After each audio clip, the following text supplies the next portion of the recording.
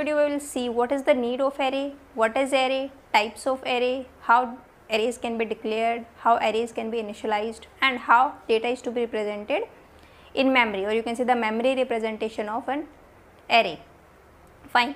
See, I guess you are aware with the fundamental data types, that is int, float, char, double, etc. And if I write like this, int a is equal to 5. It means you have declared one variable name is a, the data type of this variable is int, and the value stored in this variable is 5. Fine, this is one variable declaration you can say. Now how this value is to be stored in memory, let us check. So let us take, this is our main memory, you can draw it vertically also. Fine. So see, these are bytes. So you can say memory is a long tape of bytes, you can say. Byte means 8 bits. This is 1 byte, this is 1 byte, this is 1 byte, like this. So this can be extended to this side and this side also, that is why I am taking open ended. So now how this variable can be stored here, when the compiler compile this line, then what happens, what memory manager will do, memory manager will allocate some space for this variable to store this value 5 here. How much space would be allocated? See, the data type int, how many bytes it will take? 4 bytes. In typical compilers, to store an integer data type, it will take 4 bytes. In traditional compilers, we consider it 2 bytes. So you can say 2 or 4, it's up to you. Generally we take 4 bytes, that is why I am taking. For storing one integer, it will take 4 bytes. Fine. So we have only one integer, that is why how much memory would be allocated? 4 bytes would be allocated. 4 bytes. Fine. It means how many bits? 8 into 4, that is 32 bits, because 1 byte is equal to 8 bits. Fine. Now how this data is to be stored? First of all, this decimal number 5 is to be converted into binary number, that is in 32 bits. How in 32 bits this number can be represented like this? 29 zeros would be there, and then we will write 101. Now this binary number is to be stored in memory. Now how this data is to be stored?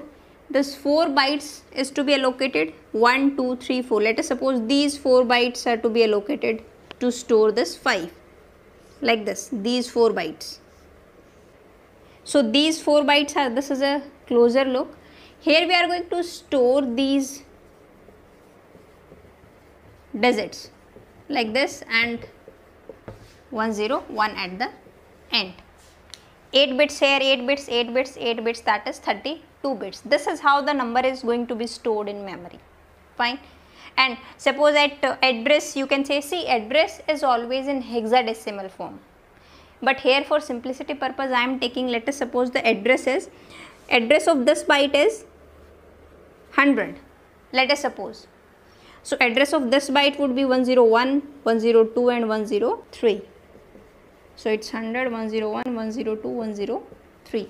These 4 bytes to be used to store this integer. See, this address would be in hexadecimal form always. It's not like 100 or 1000 or something like this. Hexadecimal means always hexadecimal would be represented by prefix with the 0x, then you can say 677 or C and 0, something like this. In this form the address would be there, but here I am taking just 100 for simplicity purpose. So now we will discuss what is need of array. See, in this variable we can store only one value at a time. If I want to store 6, then what would happen? I will write here 6 and 5 is overwritten. 5 is no more now. Fine. If I want to store 7, then I will write 7, and now 5 and 6 are no more, and here you will insert 7, or you can say overwritten those 5 and 6. So at one time you can store only one value. If I want to store more than one value, suppose in my class I have 60 students and I want to store roll numbers of all the 60 students. Now what would happen? You have to take, in this case, if you follow this approach, in that case you will have to take 60 variables, because one variable can only store one value at a time. See, because we have to process large amount of data, that is why the concept of array came. Now you will modify this declaration such that under one variable name we can store roll numbers of all 60 students. That is what array. Now how you can do this? See, same data type would be there. Here we have name, but rather than storing one value, now I want to store 60 values. Now obviously you have to tell the compiler that I want to store 60 values. Then you have to give the size of your array. So here like this we are going to give the size. Fine. So this is what you can say the declaration of array. General syntax would be what? Data type, then array name is A, then in brackets size of the array, and here you will write what? Constant value. Okay, see, this is invalid declaration. If you write int A, this is invalid declaration, you cannot leave it blank. This is also invalid declaration. If you write int A and here you write size is n, sorry, int n, and here you write n, this is also invalid declaration. Here you have to write what? Constant. You can write here a variable, but in that case, for that case you have to declare macros before main function, and below that header files you will declare one macro. You can say hash define variable name n, size is 100. In that case, after that in main function you can write int A, and in brackets you can write that variable name. Fine, that is different logic. But simply you cannot declare something like this. You have to declare this data type, then array name, then size. Size should be constant. Now see, this declaration of array is language specific. I am here considering the syntax in C language. In Python maybe it's different. In Pascal, in you can say that Fortran language, the declaration syntax would be a little bit different. So it is language specific. Fine. Now this is what the array declaration. Now see, this is declaration of 1D array. Types of array. Types of array, 3 types of arrays are there: 1D array, one dimensional, 2 dimensional, and multi-dimensional array. So in this video I am going to talk about 1D array. So this is declaration of 1D array. So in this we are having one row with 60 columns, 60 values in columns. Fine. Now see how the arrays can be initialized, and after that we will discuss how the arrays can be represented in memory. So see how you can define an array. What is definition of array? You can say that array is a collection of more than one data items or more than one elements, but condition is what? The data type of those elements should be same, or you can say collection of the more than one data items of same data type. See here 5, we can store 5 elements in the array, but all the 5 elements should be of integer type. Let us take this example. See, this is a valid array because here the size of array is 1, 2, 3, 4, 5. 5 elements are there, but all the 5 elements are of same data type, that is integer. Here all the data items are of same data type, that is character. You can also declare a character array like this. Data type should be character. Suppose name of array is A or B, you can take, and size is suppose 10. That is also fine. You can take float array also like this. Float array name is suppose B, and I am taking size is 5. So that is also fine. But see, this is fine, this is fine, because all in this array all the elements are character type, same type. But this is not valid. This is not valid because in this array 1, 2, 3, 4, 5 size is 5. But here we have integer value also and character value also. So different data types items are there. That is not possible in array. All the data items should be of same data type. Now how the elements of the arrays are stored in this memory? All the elements are stored in consecutive locations, or you can say continuous locations, one after another. How the data is to be stored in the memory I will discuss in this video only, but that is very important point. Fine. Here all the elements are stored in consecutive locations, and index would be started from 0, although somewhere we can start the index from 1, that is also fine, but generally we take the index of array should be started from 0. Now how to access those elements of the array, we will also discuss that thing. Fine. See, now how the array is to be initialized. Arrays can be initialized by 2 types. One is at compile time and one is at run time. Compile time means static initialization would be there, At the time of declaration only, you will specify what elements you want in the array. And at runtime means while executing the program, at the runtime you can ask from the user what are the elements of the array. Fine. Now one more important point about array is that it is a fixed size array. Now we have declared size of array, that is 5. Now at runtime you cannot change the size of the array. It's not like you can store 6 elements. Fine, you can store only 5 elements maximum. You can store 2 elements, that is fine, but you cannot exceed from this limit. This is fixed now.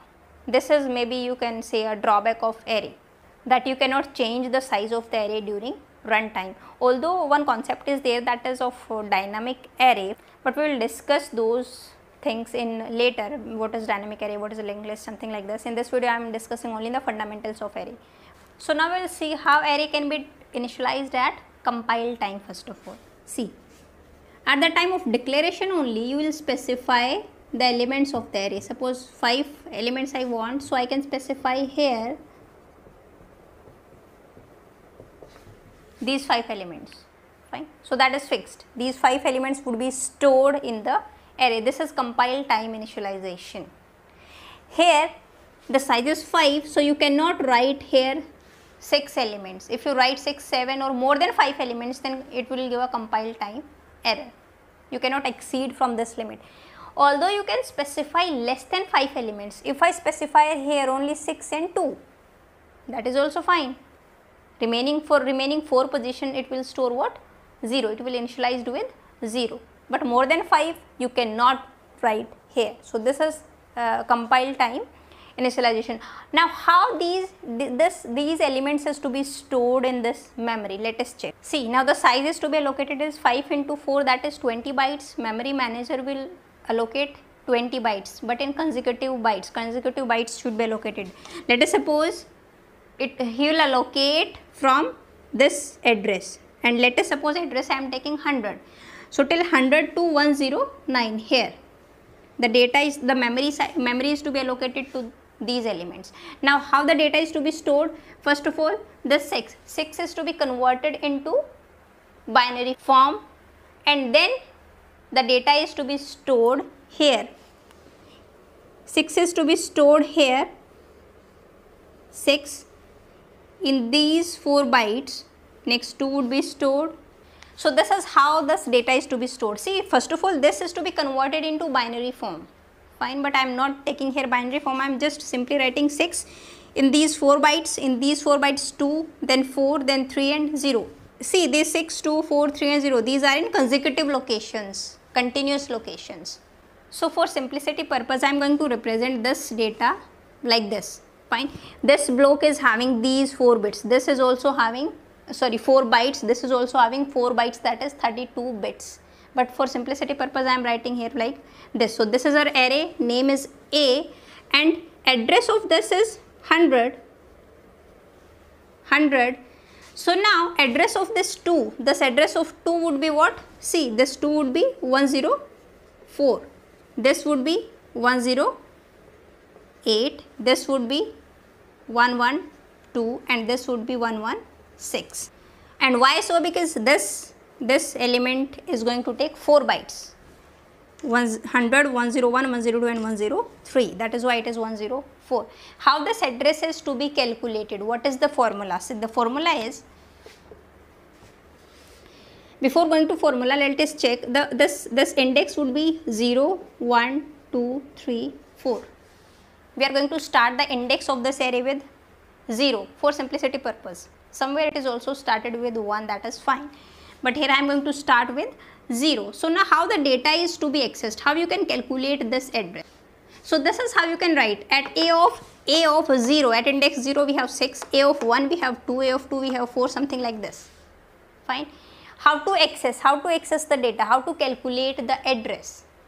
See, we know the base address of the array. Base address means from where the array is to be started. Array is to be started from 100, so base address is 100. So how this address is to be calculated? Suppose I would be started from 0 till 4, means 0 to n minus 1. or you can say size of array. N is equal to size of array, right? So if you want to access I is equal to 2, this data, when I is equal to 2 means I is equal to 2, that is third value. How to access this value?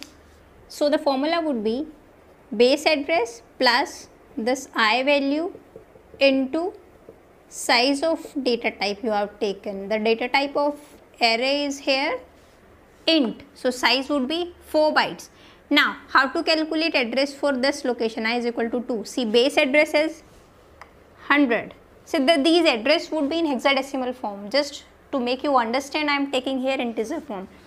100 plus I value is 2. You want to calculate address for this 2 into size of data type. Data type is int, size would be 4 bytes. So now here you will take 100 plus 8, that is 108.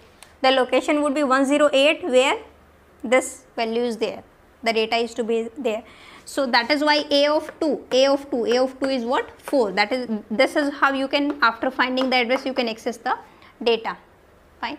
So see, the array follows the random access. You can access any data with a constant time if you know the base address, because if you know the base address, you just simply need to do only 1 plus and 1 into 1, you can say addition and 1 multiplication, and you can access the data. So the time taken for this accessing is order of 1, that is constant time, and array follows what? Random access method. And let us suppose if you take character array, here we have char and array name is B, and I am taking here size is 10, and here I am initializing this character array also, and I am taking some values. Fine. So now how these values is to be stored? See, I have taken size is 10. So in memory, how many bytes is to be allocated? So for this, size of character is, character will take 1 byte, 1 into size is 10. Here we have 10 characters, so 10 bytes would be allocated. Fine. Somewhere 10 bytes should be consecutive. Let us suppose this array is also there, and after maybe not 119, but from here, from 122, 10 bytes till 132 has been allocated to this character array B. So how the data is to be stored here? Here the space is to be allocated. Now this data is to be stored here, but here we have null, because we have specified only 1, 2, 3, 4, 5 characters, but the size has been allocated to for 10 characters. So this is, now you can say that wastage of space. So now see, the drawback, you can say another drawback of this array is what? You have to specify the size at compile time, but in advance we don't know how much space we needed. Maybe sometimes you have declared that I want an array of size 100. So now that 100, the space of that 100 elements, or you can say 400 bytes has been allocated to you for this array name A, but actually you are using only, you are storing only 10 integers, so you are wasting that space, na? So that is a drawback of that array, that static declaration of array. And sometimes you want to store more data than you have declared here.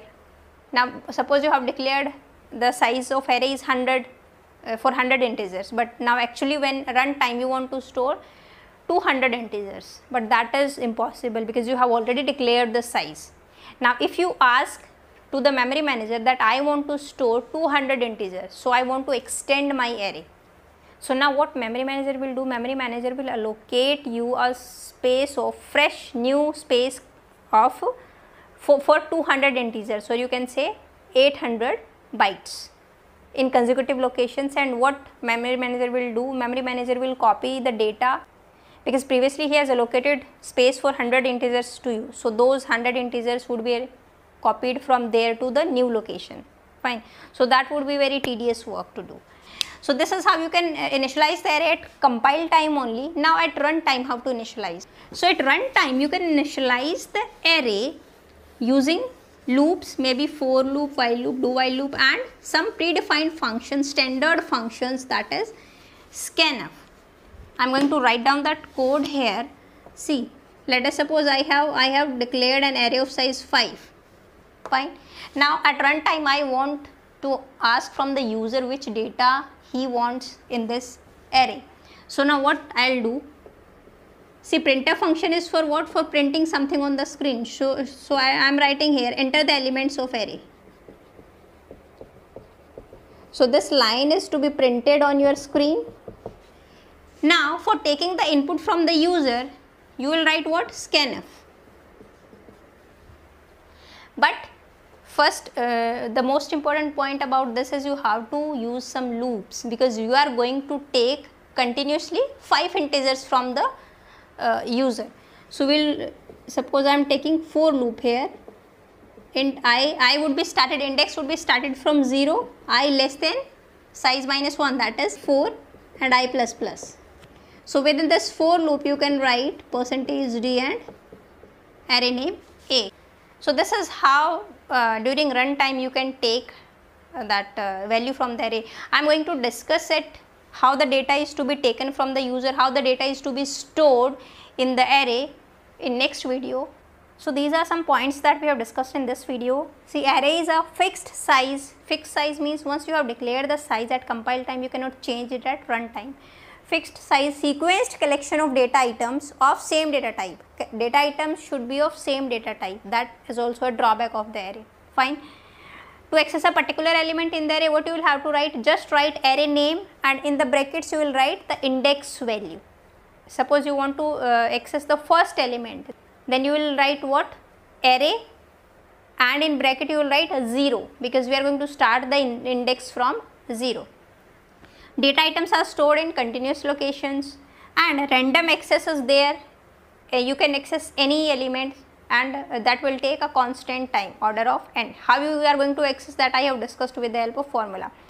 Types of array has 3: 1D, 2D and multidimensional array. We have discussed how 1D array, say this topic we have discussed, declaration, initialization, accessing of this 1D array. In next video we are going to discuss how the data is to be inserted, how the array is to be traversed, different types of operations on 1D array first of all with their time taken, and after that we will discuss what is 2D array as well as how the data is to be accessed from 2D array. Fine. So I'll see you in the next video. Till then, bye bye. Take care.